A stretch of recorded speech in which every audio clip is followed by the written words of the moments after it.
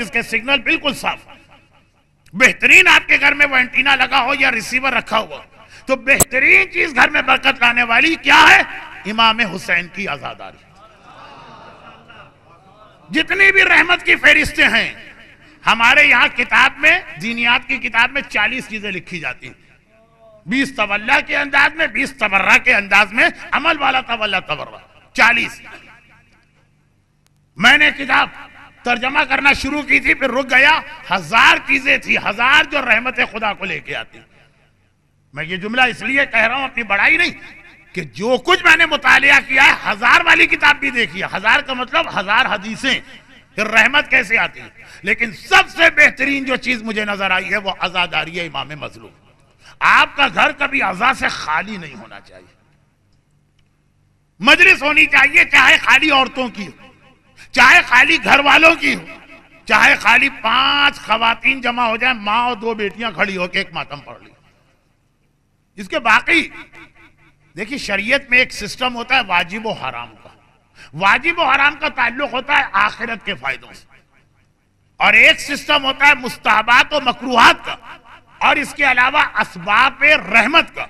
उसका ताल्लुक होता है आखिरत से भी और दुनियावी फायदों से भी। बहुत सारी चीजें लोग पूछते हैं मौलाना ये मतलब नमाज शब क्या वाजिब है? वाजिब नहीं, मुस्तहब।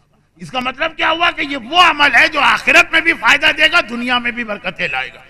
बेहतरीन जो चीज मुझे नजर आई, बरकत और रहमत खींच के लाने वाली, मां से भी ज्यादा, कुरान से भी ज्यादा आजादारी है इमाम मजलूम, कोई माने या ना माने। लेकिन इसमें फिर एक बात मैं कह दूं, क्योंकि आजकल बहुत ज्यादा जमाना जो है ना टेक्नोलॉजी का है, हर चीज हाईटेक हो रही है। ये मसला है लाइव मजलिस का। मौलाना हमारे घर में 24 घंटे कम अज कम अय्याम अज़ा में तो नोहे चलते हैं। मैंने पूछा उसके बाद तो गाने ही चलते हैं, लेकिन चले खैर, अय्याम अज़ा में नोहे चलते हैं, ठीक है, वो अपनी जगह एक चीज बहुत अहम है। लेकिन जो रहमत और बरकत मैं कह रहा हूं वो वही फिक्री मसला, मसलन आप कुरान का कैसेट सुन रहे हैं, क्या वो इसके अहकामात है जो खुद कुरान पढ़ने या सुनने के? मसलन आपने 30वें पारा अम्मा यतसाअलून का कैसेट सुना, उसमें सिजदे वाली आयत आ गई कि आपको सीधा करना वाजिब है। जी नहीं, वाजिब नहीं, वाजिब नहीं है, ये कुरान के हुक्म में आया ही नहीं।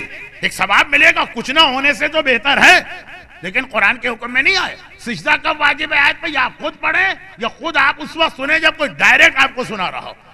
कैसेट और सीडी के जरिए से जो आयत सुनते हैं, ये मुज्तहिदीन का फतवा भी बता रहा हूं। तकरीर के शुरू का हिस्सा भी आखिर से मिल गया कुछ मसाइल, तो वही मसला। नोहे बहुत अच्छी चीज, मजलिसें बहुत अच्छी चीज, लेकिन जो बरकत है उसके लिए लाइव मजलिस होना चाहिए, चाहे सिर्फ 2 औरतें घर में खड़े होकर मातम पढ़े, वो अपनी जगह उसकी अहमियत है। आज जो आपके बच्चों का एक तरीका बन गया, मजलिस के 2 फायदे, एक बरकत और एक हिदायत। हिदायत वाला फायदा तो शायद मिल जाए जो आपके बच्चों का तरीका। लोग कहते मौलाना क्या करे, बच्चे नहीं आते, लेकिन वो खिलाफ भी नहीं है। वो कहते हैं हम घर में आराम से कंप्यूटर डेस्क पे बैठ के ऑनलाइन हर चीज सुन लेते हैं। जिस तरह ऑनलाइन नमाज जमात नहीं हो सकती है, उसी तरह ऑनलाइन मजलिस भी बरकत वाली मजलिस नहीं हो सकती।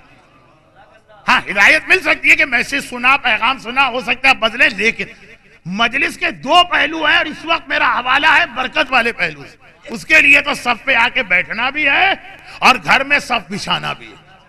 बल्कि जो अगला जुमला मैं कहना चाह रहा था, जिसके लिए ये तमहीद भी थी और पैगाम भी था, बरकत की जितनी चीजें हैं उन सब के मुकाबले में अज़ा का एक फायदा ऐसा कि दुनिया भर की सारी बरकतें कुर्बान है इस एक बरकत पर। वो क्या? हजरत खिजर का नाम तो खिजर नहीं, नाम तो उनका बहुत ही ज्यादा मुश्किल सुरयानी जबान का नाम। खिजर क्यों कहलाते थे? खिजर ये कहलाते थे कि खिजर के कदमों की ये बरकत, जहां से गुजरते थे वहां सब्जा पैदा होता था।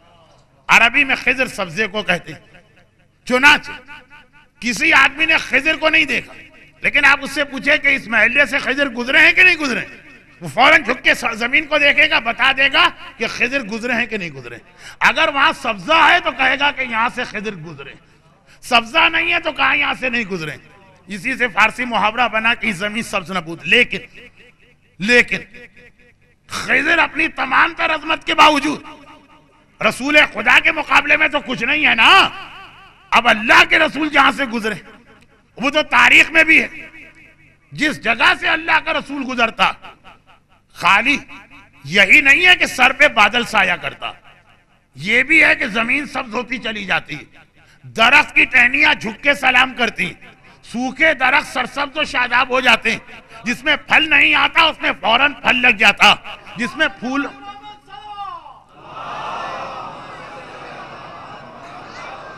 फूलों का मौसम ना हो तो फूल आ जाते हैं। ये सारे वो आसार हैं जो पैगंबर के हवाले से तमाम किताबों में मौजूद, बल्कि ये वो आसार हैं क्योंकि जो हमारा अकीदा है उसके एतबार के ऐलान रिसालत के बाद पैदा नहीं हुए, बस पैगंबर के बचपने ही से दुनिया में आते ही आसार, क्योंकि हमारा अकीदा है नबी बाई बर्थ नबी होता, किसी बाईपास या ओपन हार्ट सर्जरी के नतीजे में नबी नहीं बना करता, पैगंबर बचपने ही में। दलील के लिए आप बहुत मुख्तसर वो जुमला सुन लीजिए।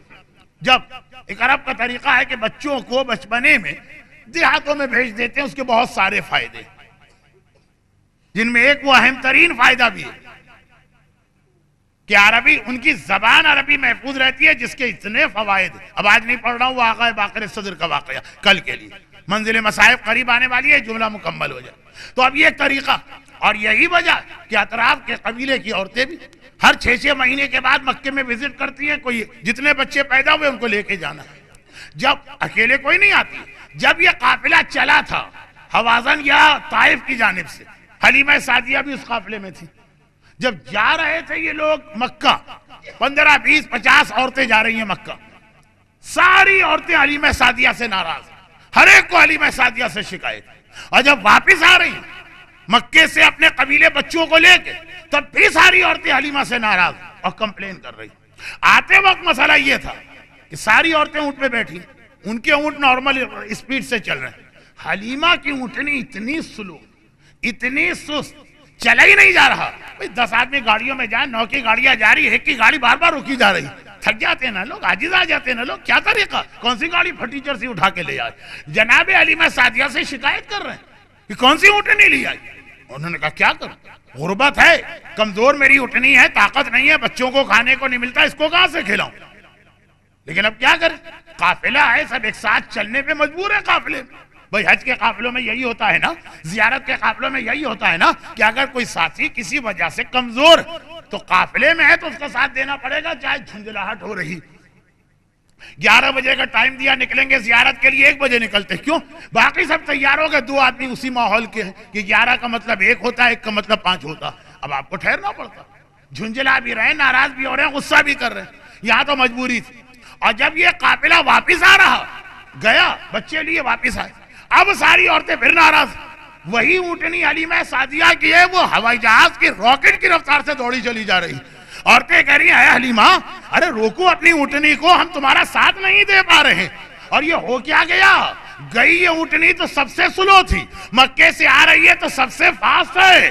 हलीमा भी कह रही है मुझे क्या पता, मैं तो खुद हैरान हूं, तुम्हें पता हो कि ना पता, इस वक्त तुम्हारी गोद में एक ऐसा बच्चा है जिसकी बरकत यह है कि जहां से गुजरता हो, जहां से गुजरता है बरकतें लेके आता है। ये ऊँटनी जो पूरे कबीले की कमजोर तरीन ऊँटनी थी, खाली पैगंबर इस ऊँटनी पर हलीमा सादिया की गोद में आके बैठे तो वो ताकत आ गई, वो बरकत आ गई। इसके बाद की चीजें मैं बता ही नहीं रहा क्योंकि वक्त नहीं है। जब रसूल खिज़र के पैरों की का नतीजा, तो जहां रसूल के कदम आए मुबारक पहुंचे, और जैसा आपने सुना ये बचपना है, उस वक्त भी ये हालत है बरकतों की। तो एक होता है बरकतों को घर में लाना, और एक होता है उसको घर में लाना कि उसको देख के सारी बरकतें तो खुद घर में आ जाती हैं। और वो है कि कुरान आपने रखा, कुरान ने कुछ बरकतें खींची, कुल अल्लाह का सूरा आपने घर में लटकाया, उसने कुछ बरकतें खींची, और आपने मजलिस इमाम घर में रखी, जन्नत से फातिमा आई,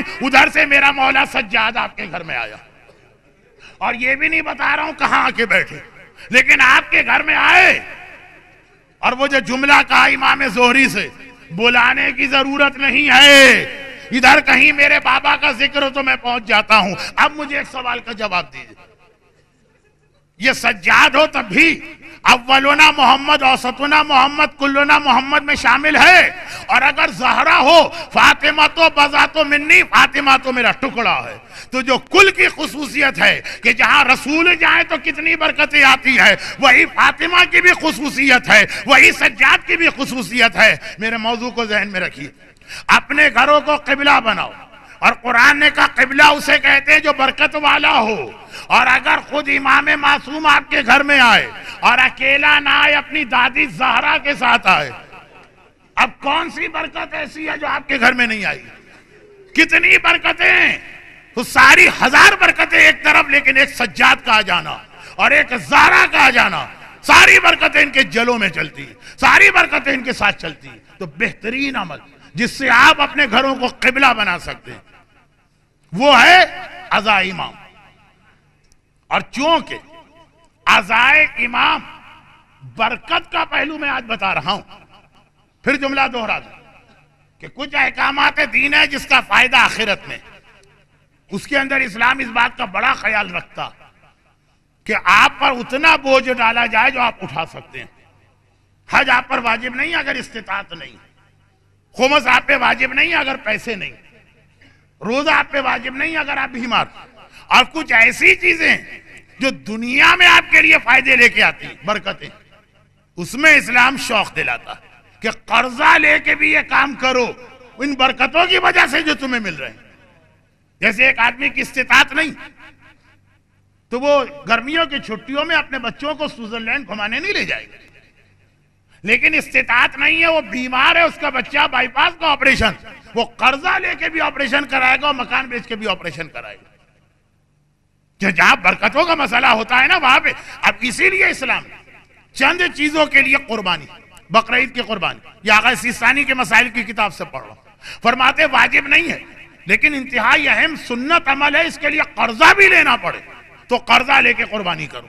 फिर वो उम्मे सलमा की रिवायत जो तोहफतुल अवाम में भी लिखी कि या रसूल अल्लाह इस साल मेरी हैसियत नहीं, हज में कहें हैसियत नहीं, कहा हज माफ, खुमुस में आप कहें हैसियत नहीं है, खुमुस माफ, कुर्बानी में भी आप कहें हैसियत नहीं, कहें कुर्बानी माफ है, लेकिन नहीं हैसियत कर्जा लेके कुर्बानी करो। उसके जो फायदे मिलते हैं, जो घरों से रद्दे बला होता, सदका है। हर आदमी जो अपने घर में बीमारी वगैरह के लिए देता, उसमें ये नहीं देखता है कि मेरी हैसियत क्या। खुमुस में आप चेक करते हैं इस साल क्या बचत हुई, हज में आप देखते हैं कि हैं 15,000 दिरहम के, नहीं, सदक़े में नहीं देखते, क्योंकि सदक़े के फायदे। अज़ाए इमाम उन इबादतों में से एक है जो आखिरत के साथ दुनिया में इतनी बरकतें लाती है कि अगर बकरीद की कुर्बानी के लिए वो हदीस आ रही तो अज़ाए इमाम के लिए उससे बढ़ के ये हदीस आएगी कि कर्जा भी लेना पड़े तो इमाम की आजादारी में हिस्सा लो, तुम्हारा घर भी खाली ना रहने पाए, घरों को किबला बनाना, और इमाम बारगाह भी खाली ना रहने पाए। अज़ा का किबला तो यही इमाम बारगाह होती। चाहे लोग कहते मौलाना हर साल मजलिस करता था, इस साल हैसियत नहीं, मजलिस ना करो, वाजिब नहीं, बहुत बड़ी मजलिस नहीं, 2 आदमियों को, एक को बुला के घर की 5 औरतों को जमा करके मजलिस कर लो। क्योंकि मसला ये नहीं है कि 500 आदमी कहें कि क्या शानदार बिरयानी पकवाई है इंसाफ ने, मजा आ गया, ये नहीं। मसला चौथा इमाम घर में आ जाए। वो अगर आपके घर में 5000 मोमिनीन आएंगे तब भी उनमें चौथा इमाम, और सिर्फ 2 औरतें माँ और बेटी खड़े होकर मातम नोहा पढ़ रही है तब भी चौथा इमाम वहां पे मौजूद। और इंतहाई खुशकिस्मत है वो मोमिनीन। जो मेरी मजलिस का पहला जुमला था, आखिरी जुमला फिर मसाइल, इंतहाई खुशकिस्मत है वो मोमिनीन जो जिहाद करबला के वक्त थे और उनका कोई हिस्सा बना जिहाद करबला, और इंतहाई खुशकिस्मत है वो मोमिन जो आज है और अज़ाए मजलूम में उसका कोई हिस्सा बन रहा। ये तो वो इबादत है कि आदमी मौका को ढूंढे, कहां कोई ऐसा मौका मिले कि अज़ाए इमाम का कोई मरहला आए और मेरा उसमें कोई हिस्सा हो जाए। और फिर वहां पे वही एक हदीस सुना के मंजिल मसाइब पर आता हूं कि इबादतों के अंदर कहा गया ना कि एक होता है रोजाना का सदका, एक होता है सदका जारिया। सदका जारिया का सवाब बहुत ज्यादा है क्योंकि तुम मर भी जाओगे तो जो उस चीज को इस्तेमाल करेगा सवाब मरने के बाद भी मिलता रहेगा। अज़ाए इमाम का एक मसला होता है घरों की मजलिस, उसका अपना एक फायदा है, और एक होता है इमाम बारगाहों की मजलिस। मजलिस नहीं, इमाम बारगाहों की तामीर, ये सदका जारिया। अब जब ये इमाम बारगाह इस हालत में आई, मैंने उस वक्त भी इसको देखा था जब पहले पहले मरहले में थी, और आज भी देखा। इसमें हिस्सा लेने वालों में से कितने दुनिया से रुखसत भी हो गए होंगे, लेकिन जन्नत में कितने ठाठ से बैठे होंगे। आज आप इस सजाखाने में बैठे हैं, आपका सारा सवाब मिलके उनको मिल रहा, आपको अपना सवाब मिल रहा, उनको इन सब का सवाब मिल रहा। और अभी मेरे इल्म में आया कि इमाम बारगाह अली रजा, हर साल मैं ये गुजारिश करता हूं कि वो जगह है कि जहां शारजा के मोमिनीन के लिए इज्तिमाई अज़ादारी का वाहिद प्लेटफॉर्म, और कितना अहम, पूरे अय्याम अज़ा के 70 दिन, पूरा माह मुबारक रमजान, पूरे वो अय्याम फातिमिया के 2 अशर, बल्कि साल में शायद ही कोई महीना या तारीख बचती है। लेकिन ये सारी चीजें एक तरफ मोमिनीन कराम की कुमक चाहती है, दूसरी जानिब आपको मौका मिलता है सवाब का। आपके पास पैसे हैं कुछ, आप जाते हैं उसके पास जो बिजनेस का एडवाइजर होता है, कहां इन्वेस्ट करूं कि ज्यादा से ज्यादा मुझे प्रॉफिट मिले। ऐसा नहीं कि आंखें बंद करके आपने किसी शेयर मार्केट के किसी शेयर को खरीद लिया, आप मौका देखते बेहतरीन इन्वेस्टमेंट कहां, पैसे का बेहतरीन इन्वेस्टमेंट अज़ा खानों के अंदर हिस्सा लेना। और ये एक ऐसा इन्वेस्टमेंट कि एक तरफ आपको बरकतें दिलवा रहा, दूसरी जानिब आपके लिए कब्र और कयामत में ऐसे सवाब का एहतमाम हो रहा कि इतना ज्यादा सवाब किसी और चीज में नहीं होगा। तो जैसा हर साल आज की रात 30वें की मजलिस में मैं ये गुजारिश करता हूं, तो आज भी ये गुजारिश है कि अब मुझे कोई लंबी चौड़ी बात नहीं करना, इतनी गुफ्तगू काफी है। वॉलंटियर हजरात आपके दरमियान आ रहे हैं, जिसकी जो हैसियत हो, कोई 50 फल्स दे सकता हो वो भी कबूल, और कोई इससे ज्यादा है 1000 दिरहम दे सकता है तो वो भी कबूल।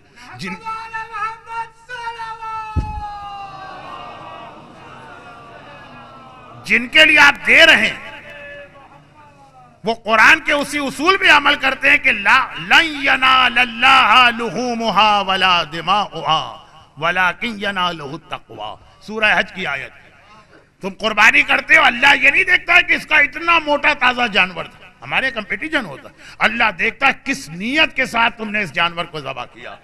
वो देखने वाला आपकी नीयत को देख रहा, जो आपकी हैसियत है शर्माइए भी नहीं कि भाई वो फुला ने 10 का नोट डाला और फुला ने 20 का नोट डाला और मेरे पास तो खाली 5 है या 1 है, यही आप दीजिए। अगर नीयत आपकी वही कि जो मेरी हैसियत है वो दे रहा हूं, जिसके हाथ में जा रहा है वो चौथा इमाम, वो नोटों की गिनती नहीं करेगा, वो आपकी नीयत और आपकी हैसियत को देखेगा।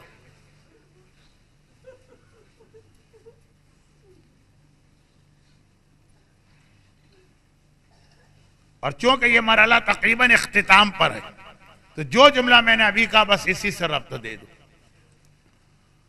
कि ये अज़ा खाने चौथे इमाम ने बनाए, ये अज़ा खाने चौथे इमाम ने आबाद किए, क्योंकि सानिया ज़हरा का जो रोल है, लेकिन इमाम वक्त तो उस वक्त चौथा इमाम ही था। जो भी आप इस अज़ा खानों के लिए देते हैं वो एक तरह से चौथे इमाम के हाथ में जाता है, क्योंकि पैगंबर की हदीस, पैगंबर फरमाते हैं जब तुम राहे खुदा में कोई अतिया करते हो तो ये उस आदमी के हाथ में नहीं जाता, ये अल्लाह के हाथ में जाता। अल्लाह का तो कोई हाथ भी नहीं, लेकिन बताया ये अल्लाह के हाथ में जाता है, समझो अल्लाह को दे रहे। ये जो आप यहां दे रहे हैं, दे चुके, ये गोया चौथे इमाम के हाथ में जा रहा, वही चौथा इमाम जिसके हाथ में जिंदान शाम में एक नन्ना सा लाशा भी था, वही हाथ जो जिंदान शाम में एक ऐसा लाशा अपने हाथों में लिए हुए थे कि अगरचे मुझे तारीख में ये फिक्रा मिला तो नहीं, लेकिन मेरा दिल कहता है कि फिक्रा भी चौथे इमाम ने कहा होगा, क्योंकि आका हुसैन का फिक्रा तो मिल गया मुझे कि आका हुसैन ने जब आपको याद किया था और कहा था काश तुम करबला में उस वक्त होते जब मैं अपने असगर को पानी पिलाने ले गया। ये मंजर देखते कि किस तरह बूढ़े बाप के हाथ में उसके उस चश्माहे का लाशा जिसे लाया गया था पानी के लिए, लेकिन पानी तो न मिला, हरमुला का 3 भाल का तीर मिला। मुझे यकीन सा है कि चौथे इमाम ने भी कहा होगा, आए हमारे शियो काश तुम जिंदान शाम का वो मंजर देखते कि तुम्हारा इमाम मासूम इतना अकेला और तन्हा है कि नन्ही बहन का लाशा हाथ में लिए मजबूर नहीं है, वो इमाम है, बेबस नहीं है, लाचार नहीं है, लेकिन हुक्म खुदा से इतना सब्र कर रहा है कि अपनी नन्ही बहन के लिए कफन का इंतजाम भी ना कर सकता। क्या मुश्किल मंजिल है मेरे चौथे इमाम। जिंदान शाम में सकीना का जिहाद बहुत अहम है। ये जिहाद खाली ये ना समझे कि बच्ची रोती रहती है, नहीं, ये रोना एक जिहाद बन रहा। लेकिन सकीना का जिहाद खाली सकीना ही नहीं रो रही है, सकीना चौथे इमाम को रुला भी रही है। आप खुद ही सोचिए, छोटी बहन अगर शाम के वक्त परिंदों को उड़ता देखे और भाई से कहे भैया ये परिंदे इस वक्त कहां जा रहे हैं, और भाई कह दे कि शाम का वक्त है, ये अपने घरों को जा रहे हैं, और नन्ही बहन इतना पूछ रहे कि भैया वो वक्त कब आएगा कि मैं भी अपने घर जाऊंगी। खाली मौला ने दावा नहीं किया, ये चौथे इमाम का भी दावा है कि सलूनी में हर सवाल का जवाब दे सकता हूं। लेकिन मौला चौथे इमाम क्या नन्ही सकीना के सवाल का जवाब आप दे सकते हैं? चौथा इमाम हर एक को बता सकता है, लेकिन सकीना को कैसे बताएं? सकीना तेरी तकदीर में वापसी नहीं है, तुझे तो इसी जिंदान शाम में कयामत तक के लिए रहना। और वो रात आ गई। सारा दिन सकीना रोती है, आधी रात तक रोती है। आधी रात को सकीना लेट जाती हैं, लिटा दी जाती हैं, फजर तक सकीना आराम करती हैं, बीबियां लेटती हैं। नहीं, खाली सैदानियां ही नहीं लेटती हैं, सकीना का मातम हर रात को यजीद के महल से टकराता है। जब तक सकीना रोती रहती है यजीद को भी नींद नहीं आती है। आधी रात के बाद वो भी थोड़ी देर लेटता है, सोए के ना सोए वो अलग मसला। ऐसी ही रात आ गई। कहा जाता है कि शायद यही रात थी 9 सफर का दिन गुजर के शबे 10 सफर। आधी रात तक तो सकीना ने वही मातम किया जो पूरा साल करती आई, और एक मर्तबा आधी रात के बाद जब सकीना लेटी तो सारी सैदानियां लेटी, सबको नींद आई। सकीना सोते सोते थोड़ी ही देर के बाद उठ के बैठ गए और फिर रोना शुरू कर दिया। जुमला वही है, हाय मेरे बाबा कहां चले गए। ज़ैनब की आंख फौरन खुली। ज़ैनब और सकीना का रिश्ता एक मर्तबा का बेटी करबला से आए हुए एक अरसा गुजर गया, तुझे पता है तेरा बाबा करबला में रह गया है, अब तो सो जा। कहा पुपी अम्मा मैं उसकी बात नहीं कर रही हूं, अभी मैं लेटी थी तो ख्वाब में मैंने देखा मेरा बाबा मेरे पास आया है, लेकिन अकेला नहीं आया है, आज मेरी दादी फातिमा ज़हरा को लेके आई है, मेरी दादी को लेके आए हैं। मैंने कहा बाबा करबला में मुझे छोड़ के कहां चले गए। बाबा ने कहा बेटी आज हम तुझे लेने आए हैं, तेरी दादी जन्नत से तुझे लेने आई है। मेरा बाबा ये कह रहा था और मेरी आंख खुल गई, कहां गया मेरा बाबा। ज़ैनब कुबरा ये जुमला सुनती है, मेरा भैया मेरी सकीना को लेने आया है, समझ गई, घबरा के आवाज दी कुलसूम, रबाब, रुकैया, कुबरा जरा जल्दी बेजार हो जाओ, मेरी सकीना क्या कह रही है। सैदानी ये एक जुमला सबको बताने के लिए काफी है। करबला का मातम करने वाली आज सारी बीबियां सकीना को घेरे में लेके बैठ गई। अभी सकीना दुनिया में है, सकीना का मातम शुरू हो गया। ये जो मातम की आवाज यजीद के महल की दीवार से टकराई, घबरा के उठ बैठा, कहा कि आधी रात तक तो ये बच्ची मुझे जगा के रखती ही है, आज आधी रात के बाद भी रो रही। जाओ गुलामों जाओ इस बच्ची को खामोश करो। हाथ जोड़ दी, आए हाकिम वक्त हर काम हम कर सकते हैं कि यही काम नामुमकिन है, कैसे खामोश कराएं। दो ही तरीके हैं, ये तमाचे लगाते हैं या कोड़े मारते हैं, लेकिन जितना कोड़े मारे वो और रोने लगती है, बाबा देख मुझे कोड़े मारे जा रहे हैं। हम खामोश कराने के लिए तमाचे मारते हैं, वो एक मर्तबा कहती है चचा अब्बास आके देख तेरी सकीना तमाचे खा रही। गुलामों ने हाथ जोड़ दिए, ऐ यजीद हर काम मुमकिन है, हम सकीना को खामोश नहीं करा सकते। यजीद सर पकड़ के बैठा है तो मैं कैसे आराम करूं। एक कनीज ने मशवरा दिया, औरतें ये चीजें बेहतर जानती है, मशवरा दिया। बच्ची आज बहुत तड़प तड़प के कह रही है मेरा बाबा, मेरा बाबा। अपने खजाने से उसके बाबा का सर मंगवा के उसे भिजवा दे, शायद उसे देख के तसल्ली आए और खामोश हो जाए।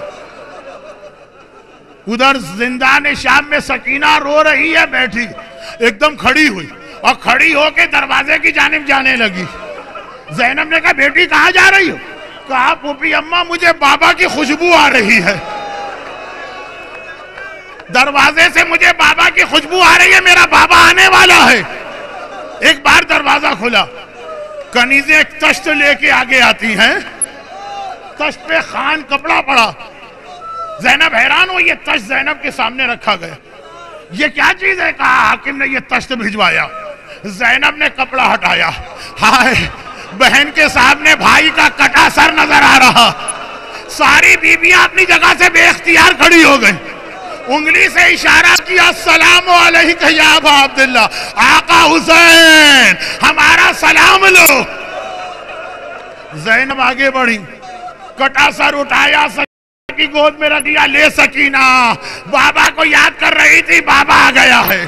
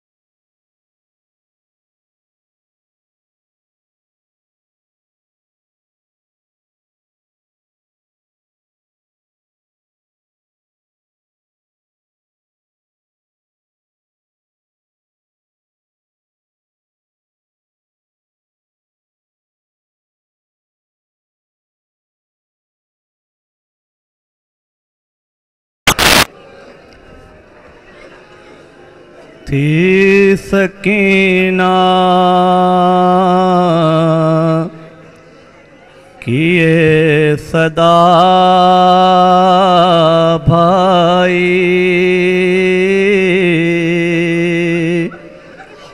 अरे दम निकलता है अब मेरा भाई।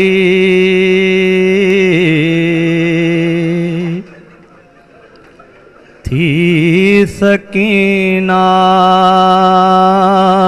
की ये सदा भाई,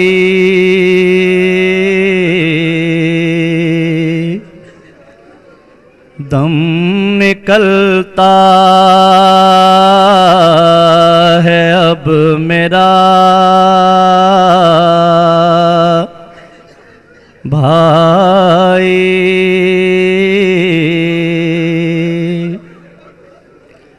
मेरा जीना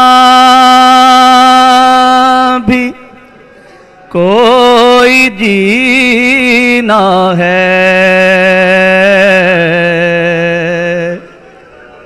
पास बाबा है ना चचा भाई।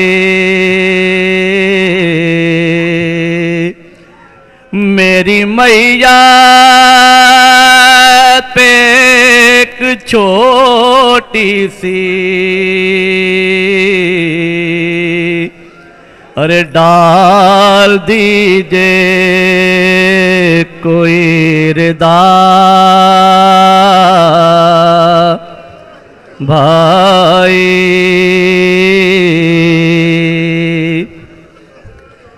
मेरी मैया पे एक छोटी सी डाल दीजिए कोई रिदा भाई।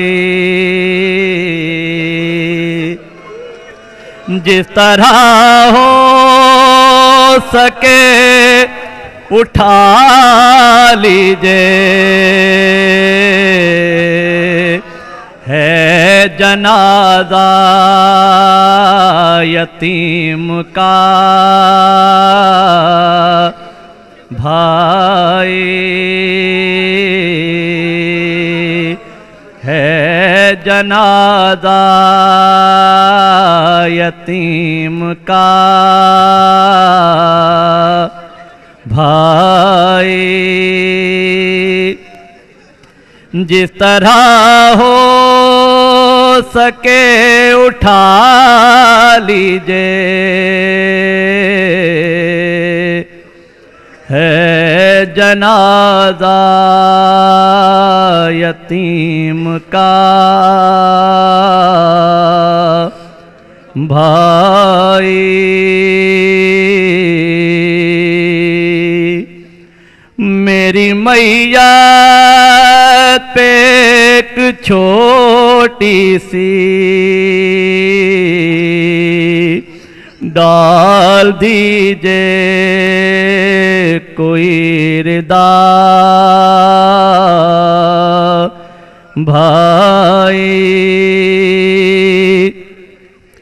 मैं तो जाती हूँ पास बाबा के,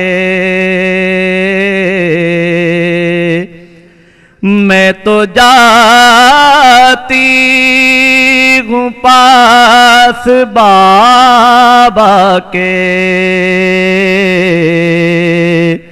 तेरा हाफिज है अब खुदा भाई।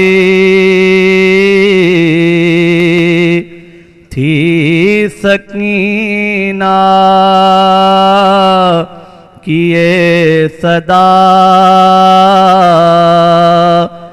आई, और दम निकलता है अब मेरा भाई। या हुसैन, या हुसैन, या हुसैन, या हुसैन। ऐसे नहीं, पहले से बताना पड़ता।